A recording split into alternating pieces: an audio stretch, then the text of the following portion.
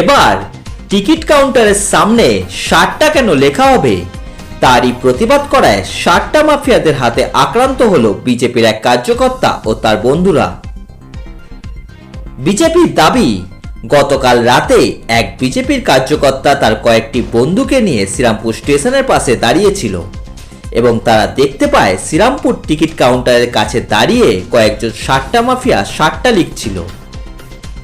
বিজেপির কার্যকর্তা ও তার বন্ধুরা এই নিয়ে প্রতিবাদ করায় তাদের উপর চড়াও হয় 60টা মাফিয়ারা এবং সমস্ত 60টা মাফিয়ারা এসে তাদের মারধর করে বলে অভিযোগও করে। এখন তারা শ্রীরামপুর ওয়ালস হাসপাতালে ভর্তি আছে। বিজেপির দাবি, এই 60টা মাফিয়ারা সকলেই তৃণমূল কর্মী। এর পাশাপাশি তারা আরো বলেন তারা এই বিষয়টি শ্রীরামপুর থানায় জানাবেন এবং জিআরপিএফ আরপিএফ এর কাছে বিষয়টি জানাবে এবং ভবিষ্যতে তারা শ্রীরামপুরের বুকে 60টা পুরোপুরি বন্ধ করিয়ে ছাড়বে। যদিও এই ঘটনার কোনো রকম সত্যতা যাচাই করেনি আমাদের চ্যানেল। ঘটনা এরকম হয়েছিল যে আমরা গত কিছুদিন ধরে দেখলাম যে স্কুলের বাচ্চারা স্কুলের ড্রেস পরে যারা লেখে তাদের কাছে যাওয়া আসা করে। আমরা দেখেছি অনেক দিন ধরে দেখছি। তো আমরা আজকে সবাই মিলে, তিনটা আমার ভাই বন্ধু ছিল, সবাই মিলে আমরা বারণ করাতে আমাদের বলে তোরা বিজেপি করিস বলে ফোন করে কিছু তৃণমূলের ছেলে এসে আমাদের শ্রীরামপুর স্টেশনের সামনে। আমি বলতে চাই, যারা মারধর করেছে জেনে রাখো, আজকে 1 জানুয়ারি এই রাত 12টা বেজে 6, 1 জানুয়ারি রাত 12টা বেজে 6, 2026 চলে এসছে। প্রথম কথা, তোমরা রেলের জায়গা 60টা লিখছো আর আমাদের কার্যকর্তার উপরে হামলা করেছো, মেরেছো, তার মাথা ফাটিয়েছো এবং রড দিয়ে মেরেছো।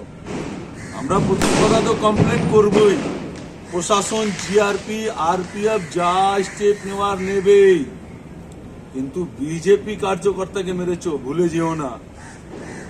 কালকেও বলেছিলাম আমাদের সুস্মিতাদি চাপদানিতে মেরেছিলে, কালকেও বলেছিলাম, আজকেও রিপিট করছি, এই শ্রীরামপুর স্টেশনের বুকে শ্রীরামপুর ওয়ালস হসপিটালে আমরা এখন আজকেও বলছি, ভাই বিজেপি থাকবে, বিজেপি কার্যকর্তা রয়েন থাকবে, এখানে কিষাণ সাউথ থাকবে, তোমরাও থাকবে, তৃণমূল দলটা থাকবে না 26-এর পর।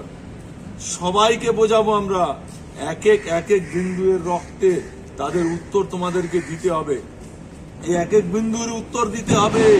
আর তোমরা কি করে 60টা লেখো কাল থেকে আমরা দেখবো এখানে, তোমরা কি করে 60টা লিখতো। দরকার পড়লে আরো তোমরা হামলা করবে, তো আমরা আবার মার খেতেও রাজি এবং মার দিতেও রাজি। আমরা মার খেতেও রাজি, মার দিতেও রাজি। এই লড়াই আর শেষ নয়। এই পশ্চিম বাংলাকে তোমরা লুটপাট করেছো, এই 60টা জায়গা, বাচ্চা বাচ্চা ছেলেদের ভবিষ্যৎ তোমরা খারাপ করছো, আর আমরা সহ্য করব? এটা হবে না, এটা হবে না। কাল থেকে তোমাদের 60টা চলবে না। আর প্রশাসন যা স্টেপ নেবে, তার বাইরেও বলে রাখছি ভাই, 2026 চলে এসছে, আর বেশি দিন নয়, তৃণমূলে আর সরকার থাকবে। তোমাদের কি অবস্থা হবে এই 26-এর পর তোমরা বুঝতে পারবে। আমরা এসছি, এখন রয়নকে আগে হসপিটালে দেখিয়েছি, এখন ওর শরীর আরো বেশি অসুস্থ হচ্ছে, এখন বেশি কথা বলছি না, আগে ওর ট্রিটমেন্টটা দরকার, আমরা ট্রিটমেন্ট করছি, বাকিটা তোমাদের সাথে পরে কথা হবে। আমাদের কার্যকর্তা রয়ন দাস এবং আরও তার বন্ধু বান্ধবকে নিয়ে শ্রীরামপুর টিকিট কাউন্টারের কাছে কিছু 60টা মাফিয়ারা 60টা লিখছিল। তাদেরকে বলল কি, এই 60টা তোমরা লিখছো, তাতে ইয়াং ছেলেরা এবং বাড়ির পরিবাররা নষ্ট হচ্ছে, এই 60টা তোমরা এই শ্রীরামপুরে এখানে লেখো না। ওরা এই প্রতিবাদটা করেছে, তার ক্ষেত্রে 60টা মাফিয়ারা, পুরো সমস্ত শ্রীরামপুরে 60টা মাফিয়ারা এসে এদেরকে প্রচুর মারধর করেছে। আমরা শ্রীরামপুর ওয়ালস হসপিটালে অ্যাডমিট করিয়েছি এবং আজকে আমরা অভিযোগ জানাবো, থানাতেও জানাবো এবং আরপিএফ জিআরপিএফকে भी জানাবো আমরা, এবং প্রশাসনিক যা স্টেপ নেওয়া হবে। কিন্তু আমরা এই 60টা মাফিয়াদের ব্যবসা বন্ধ করিয়ে ছাড়ব। বিজেপি কার্যকর্তাদের উপরে হামলা তোমরা করবে আর 60টা লিখবে, এটা হতে পারে না পশ্চিমবাংলাতে।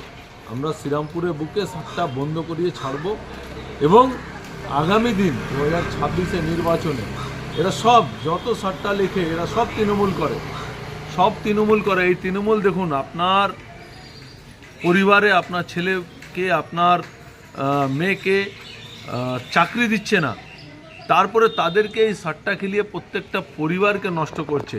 এই সাট্টা বন্ধ করতে হবে এবং এই 2026-এ তৃণমূলকে এই পশ্চিম বাংলা থেকে উচ্ছেদ করতে হবে, এদেরকে বিসর্জন করতে হবে। 2026 তৃণমূলকে বিসর্জন করতেই হবে।